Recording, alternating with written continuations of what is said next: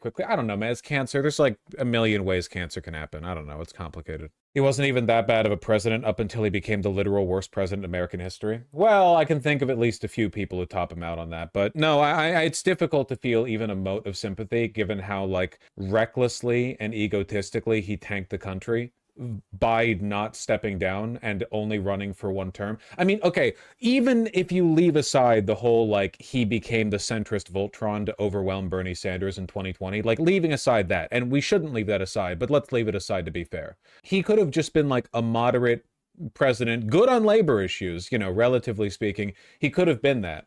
Weak on the development of fascism, to be sure, but, you know, whatever.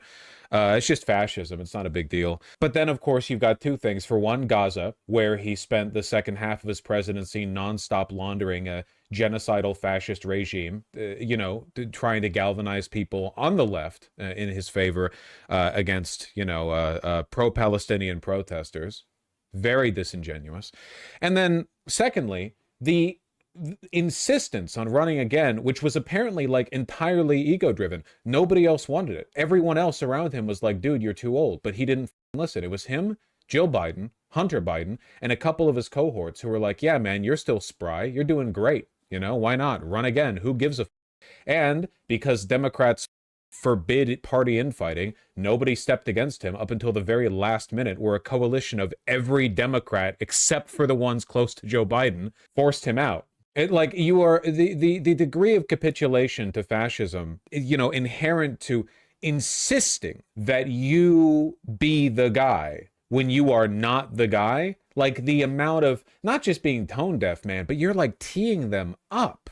And then after the election, he comes back and he's like, well, I would have won anyway had it been me and not Kamala Harris. Jesus, man. The new book, Biden talks about AIDS, contemplating whether he would have to use a wheelchair if he won a second term. Yeah, it's wretched. The big one is him going to that George Clooney fundraiser and him evidently not recognizing George Clooney at the fundraiser that George Clooney, the famous actor George Clooney, was hosting for him, not recognizing him. And after that, George Clooney put out the article where he said that Joe Biden needs to step down. We talk about narcissism, but they all have it. I think it's a combination of a lot of things. I think that Joe Biden is a selfish, crabby, narcissistic old man. I think that the Democrats as a party are allergic to infighting of any kind unless it's punching left. Like, they refuse to have any kind of in-party debate that challenges moderates. They will not do it because they treat the party like a Make-A-Wish Foundation for geriatrics. Like, if you're old and you've been there for a while, you're just like unquestionably, your legacy is cemented, you know? There was a lot that contributed to it. In Rehoboth Beach, whenever he would go down there with his family, he was very physically fit and very active, at least for his age. So this is big caveat there. Big caveat. I did see a snippet of people beefing over this. Washington correspondent Andrea Mitchell. Andrea, it's great to have you with us. Sadly, though, for this breaking news, unfortunately. Tell us a little bit about what you're thinking tonight. What have you been hearing from folks that you've been speaking to as this news of the president's diagnosis sets in? Did you see that discussion on Twitter the other day about Jim Clyburn and white people not respecting their elders? I need everyone to remember that this disingenuous, fake woke identity politics bullshit, where the definition of progressivism is listening to geriatric dinosaurs who have more melanin in their skin than you, that particular brand of bullshit, that was invented by Hillary Clinton. It was weaponized by her against Bernie Sanders in the 2016 presidential campaign. She didn't invent progressivism and she didn't invent IDPOL, but she integrated it seamlessly into the language of the moderates in the Democratic Party. And since then, there has been a tidal wave of disingenuous bullshit that people have had to face anytime they challenge the establishment within the Democratic Party. The most recent example of which being the DNC having a re-election of their vice chair because a woman was supposed to win, or there was some procedural problem that didn't favor the voting process towards women of color because they want to unseat David Hogg. Would they do it if they liked David Hogg? No, but they don't like David Hogg, so they'll weaponize that bullshit against him. Well, of course, everyone is very concerned. Fortunately, it's treatable, but for him to have this kind of a setback, it's just, it's terribly sad, and for the family to be going through this. I would just say that I have talked to people who were in the White House and close to the former president. And it is something that is very easily diagnosed at the early stage. Clearly that this is something that can be diagnosed with an early biopsy, with a TSA, with elevated rather PSA levels.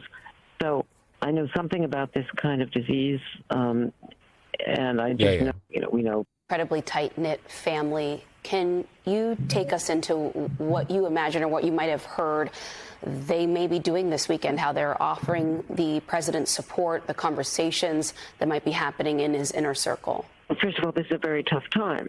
This is a subject we were talking about the president, the former president, just this morning on Meet the Press because of all of the reporting. And how do you personally feel about this? About Joe Biden getting cancer? What do you mean? I'm sure there are plenty of excellent hospitals he can visit in the Gaza Strip who will take care of him.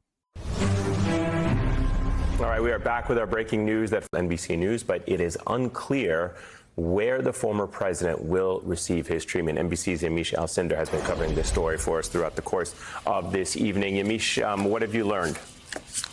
Well, as this sad news has made its way around the world, we're hearing a slight tone change from some Republicans and hard-right conservatives, Donald Trump Jr., who is, of course, the president's son, as well as Ronnie Jackson, who was a former White House doctor and now serving in the U.S. Congress, the U.S. House, from Texas. They're both spreading conspiracy theories, unfounded claims about President Biden's cancer diagnosis. That said, the vast majority of people are really taking a somber tone, including President Trump. I want to read. Yeah, one of Trump's aides tweeted out something because that shit was not written by him. It was just like, well wishes to Biden. Doesn't matter, whatever. Republican rep claiming the cancer diagnosis is part of the Biden cover-up. There we go. That's the authentic right-wing bullshit that I've come to know and love. Referencing Zabrutal. Your reaction? Well, stage 4 cancer diagnosis, particularly the kind that they're referencing, is a brutal diagnosis. I mean, I feel terrible for anyone that would go through that, even somebody who I really don't like much as Joe Biden, but it's a terrible thing for him and his family. So I hope he beats it. But look, I don't believe that they just found out Friday, but because they're not credible on anything they've done. And you highlighted it's kind of concurrent with this release of the Hur tapes, which frankly Congress subpoenaed, and Merrick Garland as Attorney General was in contempt of Congress. He had no problem holding everybody else accountable for contempt of Congress, but he wouldn't even comply with the subpoena. So, the whole thing was a big cover up, and I suspect that this cancer diagnosis is part of that whole scheme. Release of the Hur tape? What is that? I think he's referring to like something that relates to some. I'm gonna be honest with you. I don't know, and I don't care. Yeah, Don Jr. pinned this, saying that he hid the diagnosis for a while. It doesn't really matter. I thought he was saying the cancer was a cover-up. Well, I think he's saying that the timed announcement of the cancer is a cover-up. It doesn't matter. No one likes Joe Biden, and history will not be kind to him. Saw libs calling him one of the greatest presidents ever on social media. You can see anything on social media. You chose to focus it and hold it in your mind. How many people did you see saying that? I will say that one of the more prominent Biden dead-enders in an environment where that position is getting more and more uncommon, even members of the Democratic Party have been speaking out lately about how Joe Biden kind of us by staying in as long as he did, in addition to other things. Aaron Rupar is gonna be the final boss of the Biden dead enders, man. Jesus Christ. Naomi Biden here. Just read a copy of this silly book, and if anyone is curious for a review from someone who lived it firsthand, the book is Political Fairy Smut for the Permanent Professional Chattering Class. This is the book that's 100 testimonials from people around Biden talking about how he was obviously mentally compromised throughout his presidency. I just can't imagine being a Biden dead-ender now. How bad do things have to get? I don't know. I'm surprised Israel doesn't deify Biden after the shit he allowed them to get away with. Honestly, he was the best ally they could have asked for. Voters want Dems to stand up to Trump, not self-flagellate. I disagree. Oh, it's a Substack post. That's great. No, I actually think that Democrats really want, blood from the party, to be honest. We're in this mess because of the Democrats. The Republicans have been basically the same for years now. The Democrats had every opportunity to tee themselves up, and they didn't.